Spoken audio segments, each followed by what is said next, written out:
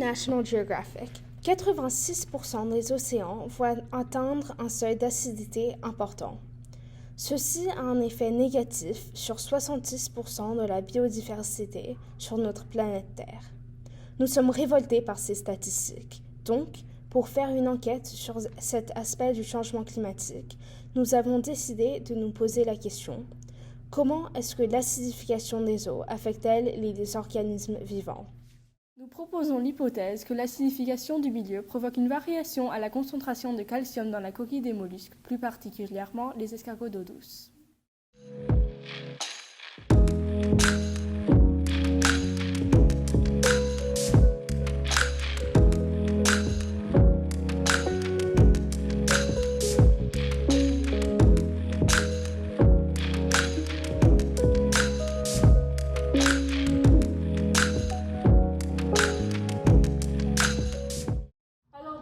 Nous avons fait réagir de l'acide chlorhydrique en excès avec le calcium qui se situe dans les coquilles de l'escargot.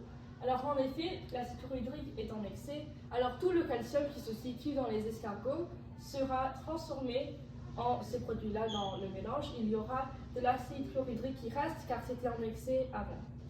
Donc maintenant nous allons vous montrer, voici un schéma du dosage que nous avons effectué, le dosage de l'acide chlorhydrique par la soude que nous voyons juste ici. Nous utilisons de la soude avec une concentration de 1 mol par litre et nous voulons déterminer la quantité d'acide chlorhydrique qui va réagir avec cette soude et avec cela nous pourrons calculer la quantité d'acide chlorhydrique qui a réagi avec le calcium dans le mélange précédent.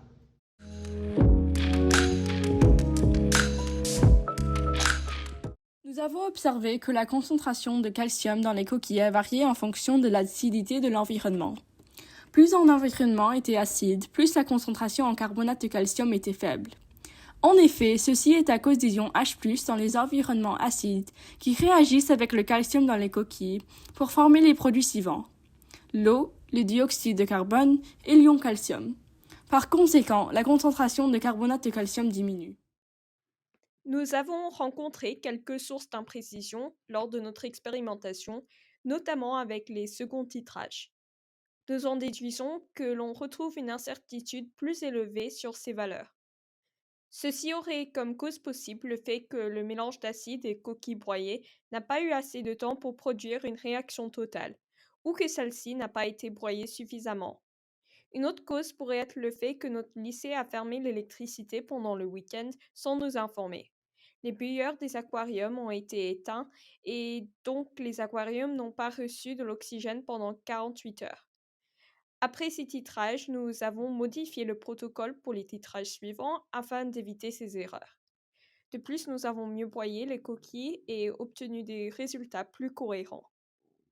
Si nous aurions à refaire cette expérience, nous l'aurions réalisée sur une plus longue période de temps pour avoir davantage de données et gagner en précision. Acidifier et basifier les solutions avec plus de précision grâce à un contrôleur de pH et reproduire plus exactement les environnements des escargots. Nous pouvons alors conclure que l'acidification à cause du réchauffement climatique ainsi que la basification à cause des inondations des milieux affectent bien les coquilles des escargots en les fragilisant. Parce que leurs coquilles sont leur seul moyen de protection contre des prédateurs, l'acidification et la basification posent une menace réelle.